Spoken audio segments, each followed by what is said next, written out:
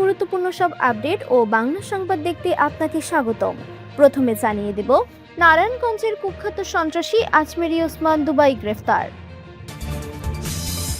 বান্দরবনের সব পর্যটন কেন্দ্রে সর্বসাধারণের প্রবেশ নিষিদ্ধ ঘোষণা। যোগদানের মাত্র 17 দিনের মাথায় চট্টগ্রামের এক ওসিকে প্রত্যাহার। এইচএসসিতে তৃতীয় দিনে বহিষ্কার 48, অনুপস্থিত 33,000-এর বেশি। সৌদি আরবে লিফটের ফাঁকা জায়গায় পড়ে সিলেটের 2 যুবকের মৃত্যু। সর্বশেষ জানাবো, সাভারে এনসিপির সমাবেশ, ককটেল বিস্ফোরণ, আহত কয়েকজন। শিরোনাম শুনলেন, এবারে বিস্তারিত। তবে একটা অনুরোধ থাকবে, এই ভিডিওতে একটা লাইক ও কমেন্ট করে জানিয়ে দিন কোন জেলা থেকে বা কোথা থেকে দেখছেন। বান্দরবনের সব পর্যটন কেন্দ্রে সর্বসাধারণের প্রবেশ নিষিদ্ধ ঘোষণা। অব্যাহত ভারী বর্ষণ ও সম্ভাব্য দুর্যোগের ঝুঁকিতে আগামী 10 জুলাই পর্যন্ত বান্দরবনের সব পর্যটন কেন্দ্র বন্ধ ঘোষণা করেছে জেলা প্রশাসন। একই সঙ্গে এই সময় জেলার সব ঝর্ণা, পাহাড়ি, ট্রেন, নদীপথ, দুর্গম ও ঝুঁকিপূর্ণ এলাকায় পর্যটক, ট্যুর অপারেটর এবং সর্বসাধারণের প্রবেশ ভ্রমণ নিষিদ্ধ করা হয়েছে।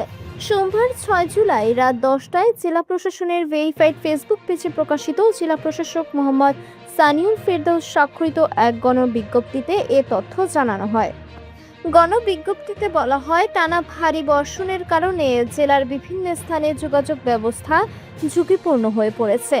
বর্তমানে আবহাওয়া পরিস্থিতি এবং সম্ভাব্য দুর্ঘটনা আশঙ্কা বিবেচনায় পর্যটক ও জনসাধারণের জানমালের নিরাপত্তা নিশ্চিত করতে আগামী 10 জুলাই শুক্রবার পর্যন্ত জেলার সব পর্যটন কেন্দ্র বন্ধ রাখার সিদ্ধান্ত নেওয়া হয়েছে। এই সময় জেলার সব পর্যটন কেন্দ্র, ঝর্ণা, পাহাড়ি, ট্রেল, নদীপথ, দুর্গম এলাকা ও ঝুঁকিপূর্ণ স্থানে পর্যটক, ট্যুর অপারেটর সর্বসাধারণের ভ্রমণ নিষিদ্ধ থাকবে বলে বিজ্ঞপ্তিতে উল্লেখ করা হয়। জেলা প্রশাসন সংশ্লিষ্ট সবাইকে নির্দেশনা মেনে চলার পাশাপাশি প্রয়োজনীয় সতর্কতা অবলম্বনের আহ্বান জানিয়েছে। দায়িত্ব গ্রহণের মাত্র 17 দিনের মাথায় চট্টগ্রাম নগর সদরঘাট থানার ভারপ্রাপ্ত কর্মকর্তা ওসি মোহাম্মদ শরীফকে প্রত্যাহার করা হয়েছে। রাজনৈতিক পক্ষপাত, চাঁদাবাজি ও দুর্নীতি সহ একাধিক গুরুতর অভিযোগ ওঠার প্রেক্ষিতে রোববার সন্ধ্যায় এই সিদ্ধান্ত নেয় চট্টগ্রাম মহানগর পুলিশ। প্রত্যাহারের পর তাকে দামপাড়া পুলিশ লাইনে সংযুক্ত করা হয়েছে। কমিশনার ওয়াহিদুল হক চৌধুরী এই আদেশ জারি করেন। একই সঙ্গে অভিযোগগুলো তদন্তের জন্য একজন উপপুলিশ কমিশনারকে প্রধান করে একটি কমিটি গঠন করা হয়েছে। কমিটিকে 7 কর্মদিবসের মধ্যে প্রতিবেদন জমা দিতে বলা হয়েছে। পুলিশ সূত্রে জানা গেছে, স্থানীয় সরকার, পল্লী উন্নয়ন ও সমবায় মন্ত্রণালয়ের প্রতিমন্ত্রী মীর শাহে আলম এই কর্মকর্তার বিরুদ্ধে বিভিন্ন অনিয়মের অভিযোগ তুলে স্বরাষ্ট্র মন্ত্রণালয়ে একটি আধা সরকারি ডিও পত্র পাঠান। এর পরিপ্রেক্ষিতে স্বরাষ্ট্র মন্ত্রণালয়ের পুলিশ 2 শাখার উপসচিব নাসরিন সুলতানা পুলিশ মহাপরিদর্শকের আইজিপি কাছে অভিযোগ তদন্ত করে আইনানুগ ব্যবস্থা নিতে অনুরোধ জানিয়ে চিঠি দেন। ওই চিঠি সিএমপিতে পৌঁছানোর পরেই ওসিকে প্রত্যাহারের সিদ্ধান্ত নেওয়া হয়।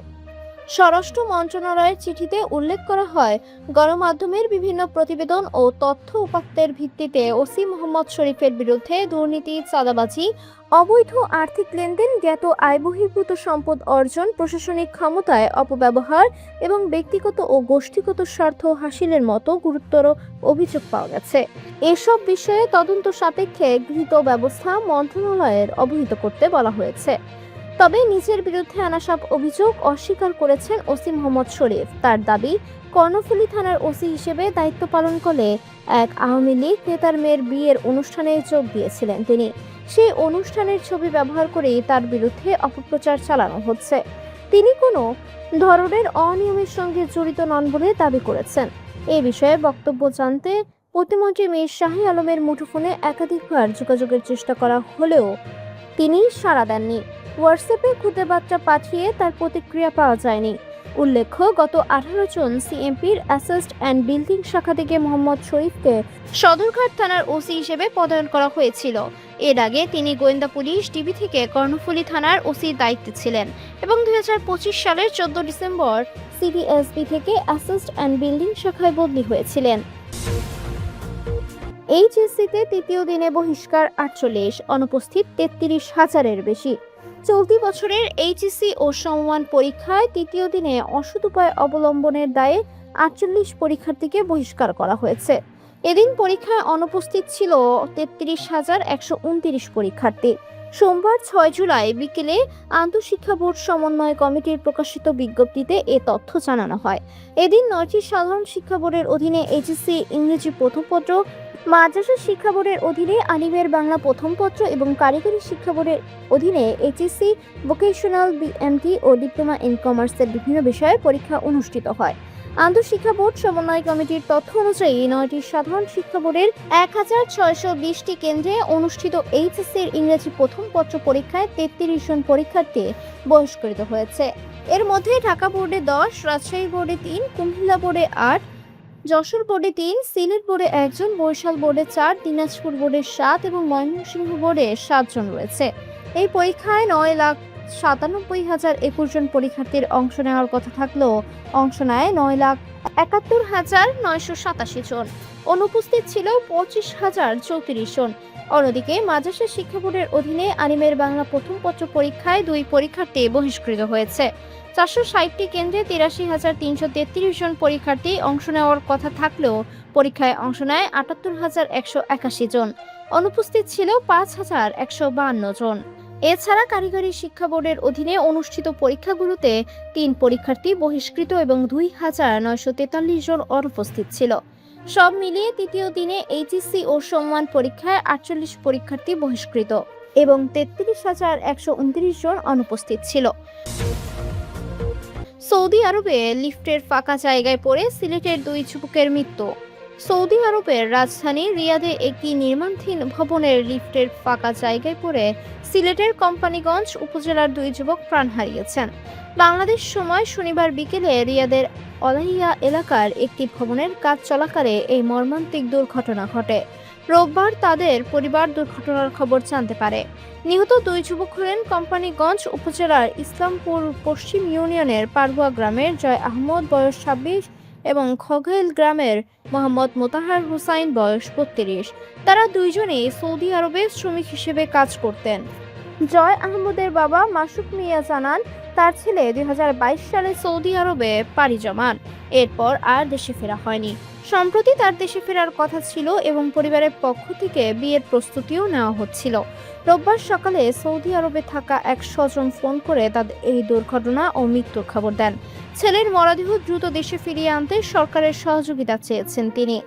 স্থানীয় সূত্রে জানা গেছে, নিহত 2 যুবকের পরিবার প্রবাসী কল্যাণ ও বৈদেশিক কর্মসংস্থান মন্ত্রণালয়ের কাছে তাদের মরদেহ দ্রুত দেশে ফিরিয়ে আনার জন্য সহায়তা চেয়ে ইতিমধ্যে আবেদন করেছেন।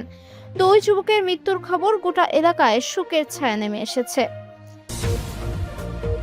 সাভারে এনসিপির সমাবেশে ককটেল বিস্ফোরণ, আহত কয়েকজন। সাভারে জাতীয় নাগরিক পার্টির এনসিপির জুলাই পদযাত্রা পরবর্তী সমাবেশ স্থলে ককটেল বিস্ফোরণের ঘটনা ঘটেছে। এতে বেশ কয়েকজন আহত হয়েছেন বলে দলটির পক্ষ থেকে জানানো হয়েছে। সোমবার 6 জুলাই রাত 9:45টার দিকে সাভার থানা স্ট্যান্ড ঈদগাহ মাঠ সমাবেশে চলাকালে দুর্বৃত্তরা এই ককটেল বিস্ফোরণ ঘটায়। মঞ্চে ঢাকা জেলা এনসিপির আহ্বায়ক প্রকৌশলী নাবিলা তাসলিম যখন বক্তব্য দিচ্ছিলেন, ঠিক তখনই বিকট শব্দে বিস্ফোরণের ঘটনা ঘটে। এতে সমাবেশ স্থলে আতঙ্ক ও বিশৃঙ্খলা ছড়িয়ে পড়ে। বিস্ফোরণের সময় সমাবেশ মঞ্চে এনসিপির আহ্বায়ক ও বিরোধী দলীয় চিফ হুইপ নাহিদ ইসলাম, দলের সদস্য সচিব আক্তার হোসেন এবং মুখ্য সংগঠক উত্তরাঞ্চল সার্জিস আলম সহ কেন্দ্রীয় নেতৃবৃন্দ উপস্থিত ছিলেন। এনসিপির পক্ষ থেকে তাৎক্ষণিকভাবে জানানো হয়েছে, এই বিস্ফোরণের দলের বেশ কয়েকজন নেতাকর্মী আহত হয়েছেন। তবে হামলার পেছনে কারা জড়িত সে বিষয়ে এখনো কিছু জানা যায়নি।